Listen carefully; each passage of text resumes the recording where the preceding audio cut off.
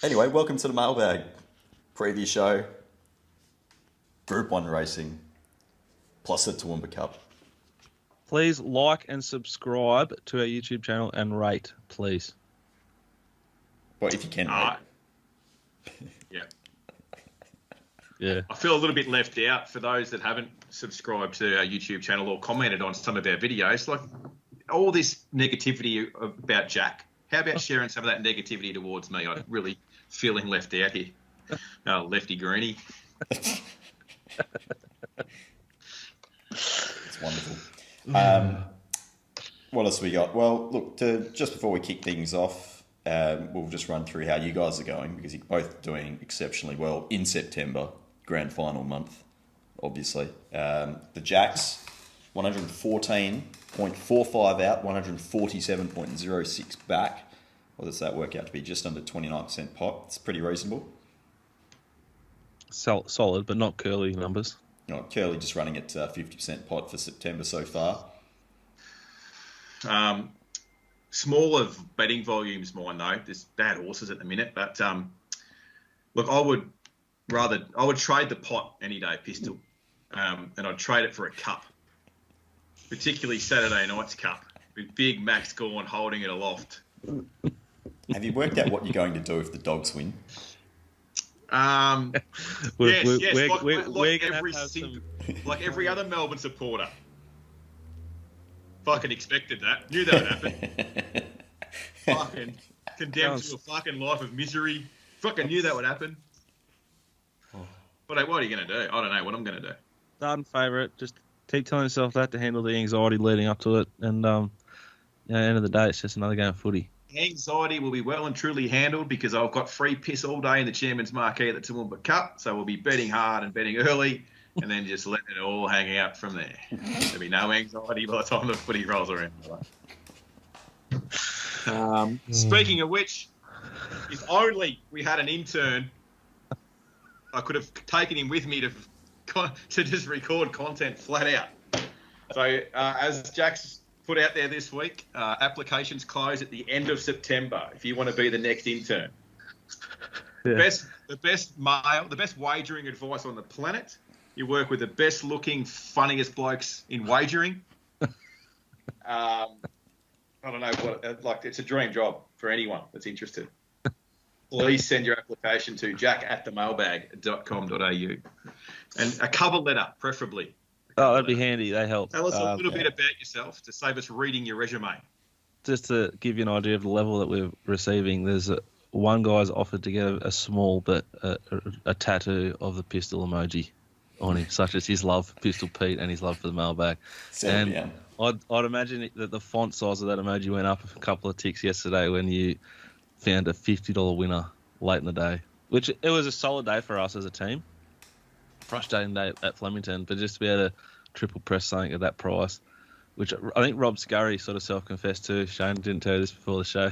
He set his alarm and just knocked off all the 50s, he reckons. Well, I've seen a little exchange on the tweet. Like, gone are the days that I'm following Pistol's unit advice. It's just flat stake and it's just triple pressing. It is a mad rush just to get it on. You don't just. Yeah, it was. Not only was it like great to back a $50 winner, but it was never fucking getting beat. The two horses we backed in the race, both 50s, Lead and Coffin, and it was never getting beat at any stage in the fucking race. It was glorious. He roared at home with those dulcet tones too. He knew it was winning. He threw in a little bit of spice just at the death. If you're listening, just to, like maybe this thing's running on, but he was just protecting himself, wasn't he? It was moral. Macaulay. We might have to get Macca a mailbag hoodie or something. Actually, maybe a singlet. It's getting pretty hot over here. It's 30 degrees on course, but the merch shop is alive and well. If you want to dress like Jack, like a lefty greenie, go to themailbag.com.au. Splash yourself with a little bit of logo. Yeah, 50% of our profits are going to the greens. Yeah, the greens. The Sea Shepherd. The Sea Shepherd, yeah. And to... I don't know what else. We'll get ourselves in trouble there, don't we? We're being It's facetious. We're already not a actually pretty committing. heavy edit show. I don't think we can. So that's chapter 1 of the preview show done. Dutch ruddering, lefty You will. greeny talk. Yep. We've also got the world's biggest The punters club. World's biggest punters club, Everest Day Caulfield Cup Day. We've got almost 400 people last time I checked, and about $30,000. I could quickly check right now. It's building. So we currently have 401 people and 25,500. We've got a month to go. Expect it ramps up heavily towards. I didn't expect anyone to sort of be involved yet, to be honest. If you do sign up, and the link is on the website, and you get a bit of extra content via us and via the boys at Punt Club. Okay, very good. If we run through the staking plan as per last week, you're now up to a running total of 960 in the positive, 50 on Timson at $9, and 200 at $260 on Anavisto. So that's a 101 profit on turnover based on what you've done on the show, Dickens. Good stuff. Actually haven't confirmed with my brain what we're going to stake and how we're going to stake on today's show, so that's going to be interesting. And we're done on the run. All right, well, let's start off with the Moir on Friday night. Group 1 at the Valley over 1,000. Profiteer is favourite as of Thursday morning at $4 from the Inferno at 5. We've got Wild Ruler at 8. September Run at $9.50 with John Allen on board. Craig Williams is on trekking. Interesting. Yeah. Very interesting, Curls. Like he's jumped off September Run. Does that mean we do? Because there's no one riding better than Craig right now in Victoria. Did he ride 5 yesterday? 4 or 5. If not, he should have. Yeah. Ollie rode 2. Wish he rode 3. But as we sort of spoke about, the big guys are starting to dominate, and especially at the bigger tracks where there's no rush to get out and get into their work. They don't have to take too many risks and risk a suspension. Yeah, that's two of the, I'd say the top 2 riders in this state have won almost every race there yesterday at headquarters. Yep. The Moir though, speed map looks absolutely chaotic. I think Profiteer and Miss Albania will roll across probably with Portland Sky. Ballistic Lover, I think, will try and it'll end up like 3 wide cover. Wild Ruler and Shaquiro, who is one of yours, is it not? Curls, like a Queensland sort of running horse.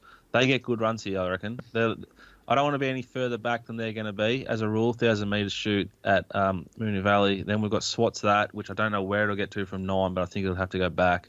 The Inferno trekking, September Run, and then Brooklyn Hustle last. So I think as a rule, and as a responsible bit of betting advice, if you are going to wager, you need to be finding a horse in the first couple on a Thursday morning. So, look, I don't think you want to back anything worse than midfield on a Thursday at Moonee Valley in a 1,000-metre race. Yeah, obviously, these are group horses and good horses. The Brooklyn Hustles, the Trekkings, the September Runs, the Swats Sats with huge turns of foot. But it doesn't sort of mean anything in a 1,000-metre race at Flemington. We have seen horses win these races from the back. I'm not saying they won't and they can't, but I'd want to see a little bit more evidence on game day that they can or they might before I stepped into any of them. It's not a race we're going to stake on the show. Fascinating to watch the betting with a horse like Profiteer. I think Portland Sky can win. We just would like to see a scratching of, say, Miss Albania or Ballistic Lover, say, so it just gets a little bit of a softer map. And I think Wild Ruler is the map horse here, and if you like it, you can back it now. Wild Ruler is the bomb-proof bet at this stage. Snowden's Group 1 rider, D. Moore now. Yeah, you do you. Okay. You just did that, didn't you? What? Group 1 rider, D. Moore. He is. Yeah, you can't help it. They carry that. So is Joy. Moving on. Narrative. Yes. Are we penning September Run, Gate 1? Last fence, can't we? I am, because of the gate. I'd have September Run Swats that in a very similar sort of bucket, and I think advantage to Swats that, who has the goat. And isn't it fascinating how stables improve when riders sort of start to ride their horses? The Leon Troy Corson's camp's airborne. Ollie's riding a lot of winners for him. Do all that. What does that mean? That Ollie's riding winners or deal with it? Which Well, like, are they going better because Damien Oliver's probably riding track work for them, therefore riding their horses in races, or are they going better because Troy Corson's just got better at training horses? Or have they got, because there's better races, they've got their better horses in work, and the shit ones are in work in the middle of winter and racing on the Cintos, and then you're coming into spring and you're producing better quality animal for the better races. What do you think it is, that? Well, there's a million factors, and I think the track work one's a massive one. Like, if they lose a track work rider, their best track work rider, no matter which stable it is, if they gain one, has a big improvement. Absolutely, yeah. I think that's a sneaky little factor that often gets missed. I think D Moore's actually a really good track work rider. I think he's been doing a bit of work at Buston and Youngs. You see them starting to run better races. I don't think it's coincidence. I think it's an underplayed factor of the setup to stables improving and going backwards. Because as you know, we see every week how sort of crazy the people are over that side of the fence. You know, they're not Airbnb and they're they're appealing and they're not appealing and they're offering 20% of the prize money to not suspend me for longer. That's one of the greatest players of all time. Did you see what they've done there, Peter? No, I haven't heard this. I haven't researched it thoroughly, so do your own research. But I believe they're trying to avoid the extra J-Car 2 months for lying to the stewards by saying that we'll give you 20% of our prize money. Does that mean riding charity to a charity? Does that mean they're going to ride better? Don't know. Maybe they love cash. All right. They're gonna miss the spring, so I'd just sort of cop the extra 2 months and just get my vaccinations and get out of here. Oh well, yes. Let's move on, shall we? Let's have a look. The point of that was it's a really tricky race, and I'm not betting at this stage. Very good. Let's move to race 4, which is the Group 3 Scarborough. The fillies. 3-year-old fillies over 1,200. You would have. Larkspur run at 380. Sierdes at 480. 550 for Flying Evelyn. 650 for Glistening. 850 for Morning Melody. Morning Melody. A bit of time about Scarborough when you pistol. It's a wonderful joint. Do some of your best work at Scarborough. He took me there and he was just telling war stories. Like, he was quiet on the way in, on the way out, going, I should have seen over there once and over here once, and then like, this bird the other times over there. And unbelievable. Sorry. King of Perth. Think it's footballers? No, it's Pistol Pete. Morning Melody and Glistening, I think, sit 1A and OSL, lead and outside lead. Decent Rain and Sierra Das tries to use a good gate. I think Decent Rain has to roll forward from 7. I reckon Larkspur Run gets the gun run from barrier 4. Her Empire behind it. Lavish Girl could be close. I reckon Flying Evelyn, nice for that. Have to go back with Tycoon Hummer and All About Eve. Fourth up, this Larkspur Run with a pretty good performance behind Zuzarella. Willow Sticks. I think this is the right form line. I think this is the right map horse. I think this is the right setup. I think this horse is a great price. It's going to get the perfect run regardless of how the track races. It's probably going to be really quick and you want to be on speed, and it's just going to be that one pair back, one off. Craig's riding the best at the moment in Victoria. He is in red hot form. It's a box ticking horse. We'll have 150 on Larkspur Run, Pete. Race 4, number 5, Larkspur Run, $50 at $150 at the $3.80. Okay, I like it. I'm petrified of his Glistening, but I just don't think these front riding rides suit Jai as much as say this Larkspur Run's just anyone can ride this horse. It's just going to get a peach. It just so happens that it's Willow.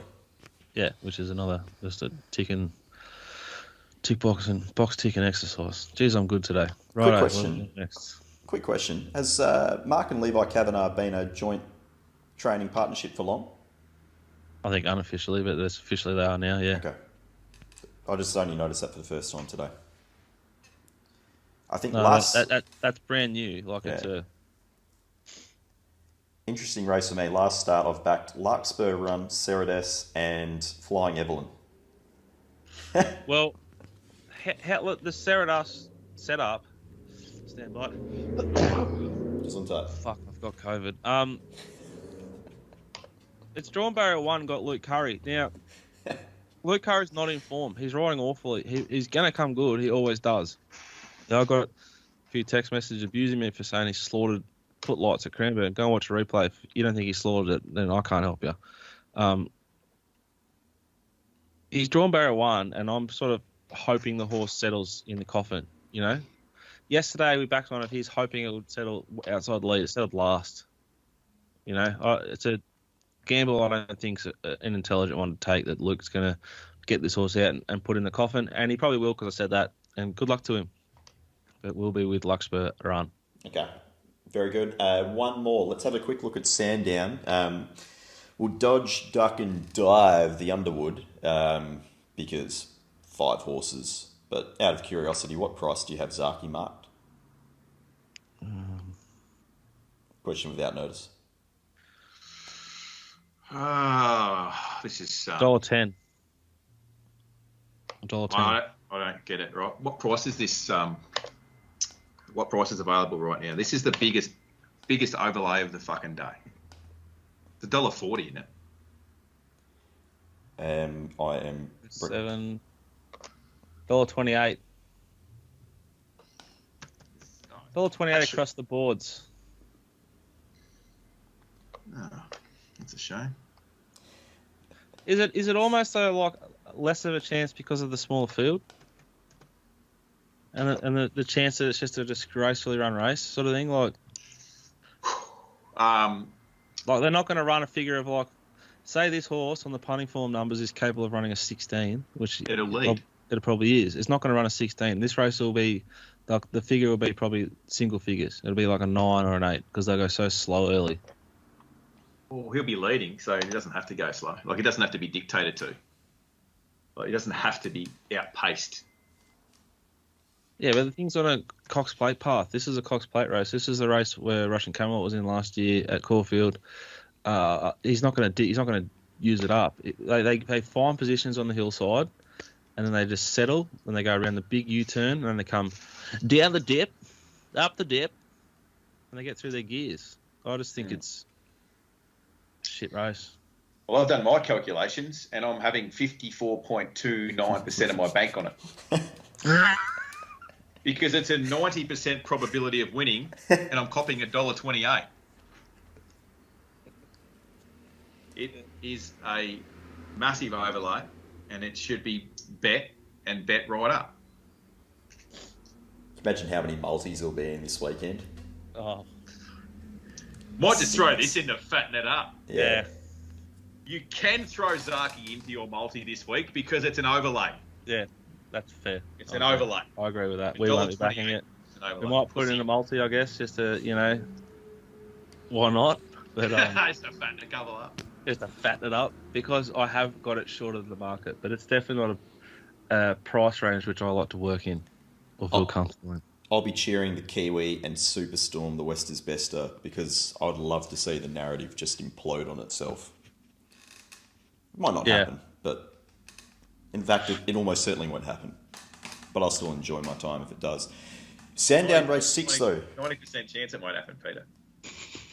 It's all right. I've taken worse odds. Right. Sorry, boys. I didn't want to hijack that. I just wanted to make sure that No, it's good. That was great content. Good energy, great points, thought-provoking discussion. That's what we're all about here at the Mailbag. Challenging of ideas and growth. Speaking of growth, Sandown race 6, over 1,800 metres. Floating Artist is 390. Dr. Drill, 550. Skyman's actually 480. It's depending on where you shop, so these are all a little bit out of order. Don't Doubt Dory's also 550. Only Words is 8, so it's a bit of a messy top end of the market. But Dickens, you like one here, don't you? Yeah, well, speaking of growth and Sandown, I can't wait to get back there one day and just see what is sort of growing in and under the seats there down at the 200-metre mark where I used to sit by myself for 4 or 5 years. Slowly allowed Jackson to join us and took you when you wanted to come. But I left coffee cups there that were there for 2.5 years. So there'll be so much shit going on there. I can't wait to get back. I love it. There'll be a bit one of my happy places. Yeah, you can sort of dust your money or make a shitload race 4, go have a quick dart on the way to the car, roll around over the bridge, through the drive-through, up you come, back with a McFlurry and a McChicken and just sit all in and just... the good old days, eh? The good old days. Anyway, race 6 here, guys. Ooh, what a race. Dr. Drill from Barrier 4 has enough speed to lead. Floating Artist from 5 and Don't Doubt Dory get great runs. Sherwood, Forest, Wentwood and Only Words from the wide barriers, but there's not a lot of speed. Could try and settle a little bit closer. Furion from 6, I reckon, goes back. Skyman, probably 3 back the fence. Did show speed at Flemington. Settled Coffin. We were on a huge overlay. It was the biggest bet for us on the day. It was the biggest steamer on the card. Settled Coffin. Let's be honest, 450 metres out. Well, before it started like pedaling, it was absolutely travelling, and you thought this is a fucking certainty if he gets this out. I can't believe how close we are in run. It didn't do anything. Do you trust the run before? Do you? Very, very tricky, and angles galore as pros here is how you handle this. Follow your money a little bit. I'm going to let it go because I reckon they're going to ride it colder, which won't suit it because it failed in the Coffin. That'll be their answer is horse looks fine, blah, blah, blah. It's got a great SP profile. I think it's a really nice horse, and I think it'll run a really nice race. I reckon we're going to get a better price. The horse I like is Dr. Drill, who was not suited wide, making... No, it was suited-ish. It wasn't as suited as the first and second horses at Moonee Valley. That's that good Lloyd Williams horse, which I think Carleen Heffel maybe rode, or Alana Kelly, Peter. The Graves. It stuck its head out. I reckon that's the right form line. I think Dr. Drill gets every single possible year to get a great, great run. Josh Richards, out of form, was in form, but again, the media just dumped on him. You know, here he is, the second coming. I think it's a great ride for him. I think this suits the way he rides. I think Sandown Hillside suits the way he rides. I think it's a great opportunity. I think it's a real box ticket horse. We're going to have $100 on Dr. Drill, Peter, at whatever price is available right now. We took a better price yesterday. Yeah, $5.50. So 100 on at $5.50. $250 spend, guys, across 2 races and 2 nights, 2 days. But that's how we're going to do it. Likeable. That's nice. I think that both tracks, despite it being hillside, probably favour on pace horses, or like you want to be forward, particularly like some of these races. Not so much that it's because it's Sandown, it's going to favour on pace horses, or it's hillside they're going to run on. And again, race 6 is 800 metre race where I don't think there's a lot of speed. So they're going to get down to the bottom of the hill. They're going to go around the U-turn. Does one of these horses want to sort of bust themselves up, making ground whilst doing literally like a 180-degree turn? It often doesn't happen, so then the leader gets gifted that corner. That's what happens there. But if there's enough tempo and enough horses, it's a different story. There's not here, and there won't be in the big race. Okay, very good. So just to recap the bets from the weekend for Dickens, 150 Larkspur run at $3.80. That is at Moonee Valley at race 4 on the Friday, and then at Sandown race 6 on the Saturday, $100 on Dr. Drill at $5.50. Very good. Let's head up to Toowoomba. You got that nice meeting up there, Curls, with the Wheatwood and the Toowoomba Cup. Yeah. Do they cheer you in, or do they just cheer you off? No, they don't. No, they see me at my worst when I wear my tracksuit to the betting ring on a Saturday night, kicking chairs, telling everyone to get fucked. They're certainly not wheeling me in on their main day. I'll just have a quick overview of the. Sorry, no, I've got a few more questions for you before you get started. Okay, so, Toowoomba Cup, was it Toowoomba Cup, or a bit of like social media reflection that caused you to finally go out and get yourself a really sharp looking haircut there? Yeah, I actually styled this on Mark Roden's 2017 style when Richmond won the flag. Yeah, when Richmond won the flag. So I had a little bit of inspiration from that. Amongst other things, anyone that I don't do a lot of work on Instagram, but my Instagram has been caught on a hide in the last week. Just how bad I just had come to a realization how bad I looked. So a haircut and a shave. I've had a few requests to check have you put a rinse through it. No, you can still see the grey fleck sort of there. No rinse work at all. No, wholesome, clean cut. Wagering enthusiast. And you're back in the gym ripping and tearing. But if the bar off to the physio, pretended. After we finish recording here, I'm off to the physio to get my knee checked, and it hasn't improved one bit. I can't even like sit on a chair with my knee at flex without being in pain. So it's still like one knee's twice the size of the other. So I'm still in a bit of strife. The weekend's Anyway. bender probably didn't help, did it? No, but look. And Who one cares? more final question from me. Did Mrs. Curls, who's one of my favourite women in the entire world now, did she catch you, or did the incense do the trick with the late night Mackie dog feed in the bed?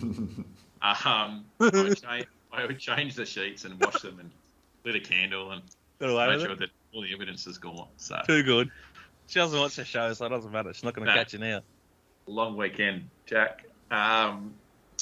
This weekend's all about the action on the track rather than my shenanigans off it.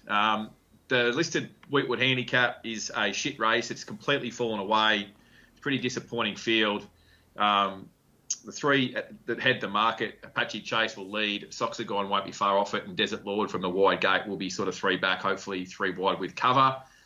I think the race basically starts and finishes there. Maybe a couple of pests up there, but traditionally this track, with horses at this class that race on it, which is once a year, middle of the track throughout the day, that's where the bets will be. For us, I'm about to launch a fuckload of units this week. This is the only meeting I'm betting at Saturday. So look, Soxagon was a horse we had a good crack at first up. It looked a little bit disappointing to the eye because it missed a place and the horse come from behind it and ran past it that you wouldn't feed to knock it off for third. On reflection, looking at the punting form data, I know that we like to measure class and all benchmark, but what I did notice is just the raw times. Looking at the raw times on the day, the horse broke 11 seconds for each 200 metre sectional, 8 to the 6, 6 to the 4, 4 to the 2. He was entitled to knock up a bit. He did a fair bit of chasing, and it was entitled to knock up a bit late. It was first up, so it gets here second up, home track, which is a 1 length bonus to every horse trained on track. I would rather be on him at the 1200 to beat Apache Chase, who is first up. Now, Apache Chase is the horse that knocked off Ayrton at Eagle Farm that day. This Apache Chase is a hard, flat Eagle Farm track horse at 1400. The 1200, Strathare surface here, a bit of cushion in it. First up, 1200. It's a tough 1200. So I want a horse that's had a run under its belt. So I think Soxagon can beat it. Desert Lord, if it gets cover from that thing, will be the one coming down the middle to knock them off. Skinny race, not that excited about it. Race 7 is the Toowoomba Cup. This is like a handicap Saturday. Number 8, Honourable Spirit, is completely airborne. It draws well. It's got 54 kilos. It's sort of like it's the form horse.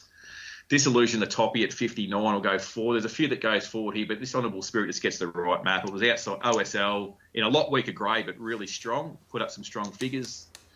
It's rightly to be in the market with Champagne Auntie. I was sort of hoping to, looking outside of the two other ones in the market. I think he runs away. He's got some ability, particularly at this trip at Toowoomba, which has got a track that's got a bit of give in it. I think that'll suit him a little bit. I sort of half pen this horse as maybe a wet tracker, but it has been running pretty well. And it's just one of those, typical Waller horses that sort of just go poke around and then sort of run well in a better race that it's sort of set for. And this sort of stinks a bit of that a little bit. But yeah, a race again that lacks depth. So, the Waller runners are, both decent odds and both with good chances against a couple of horses that have been winning like benchmark 78s and Saturday races. So Is J.C. Smurden a local trainer? John Smurden trains at the Gold Coast. He loves Toowoomba. He goes 18%. His last 100, he goes at 30% strike rate at Toowoomba, and he's profitable, just flat back on him. Yeah. It's a good betting card. We'll be betting up a lot of units. Tregay? Leave Tregay, yeah. Incentivise. Yeah. Loves Toowoomba, except 800 metre maidens. Yeah. Everything but. It's very, very, very profitable. Yeah, so anyway, look, I didn't go too in depth there because that's why I think it's a decent betting card, because there's a lot of shit horses that are making up the numbers Beautiful. for a metro meeting. So that's the ones I like.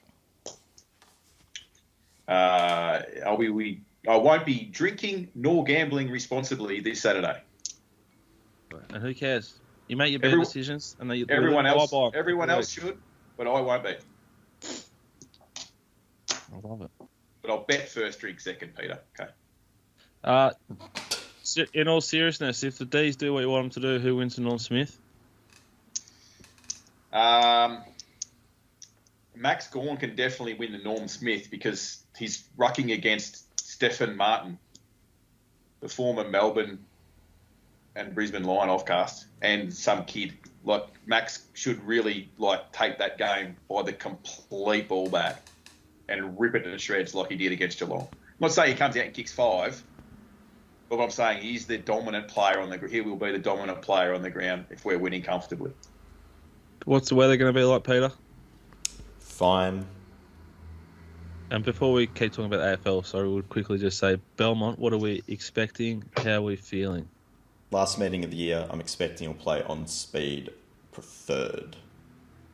And excited, aren't you? You're very, very excited and positive about the rest of the week and Saturday because you love life. I am always excited. Are you excited because it's the last Belmont meeting? Yes.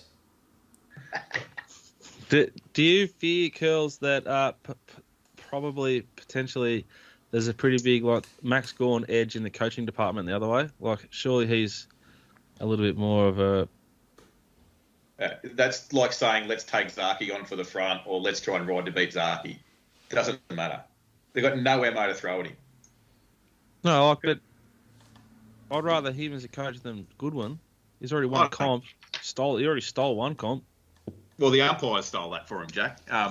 Let's be honest. Lowest free kick count in the history of AFL Grand Finals. And as you've reminded us plenty of times. No, look, Melbourne I saw Razor Ray on the fucking... in one of those marches. There's a lot of high vis. There's a big chance that they can break even in the midfield because the Bulldogs midfield bats very deep. It's elite midfield. They're probably similar type of, neither a team, they've got Norton that's going to be fucking jumping sideways at every footy and bringing it to the ground, which is exactly what Ben Brown and Tom McDonald do, but with a lot less flair. It's pretty even across the deck, but, our blokes are in good form and they're there to win. I always refer what fucking Mark Roden said about Richmond.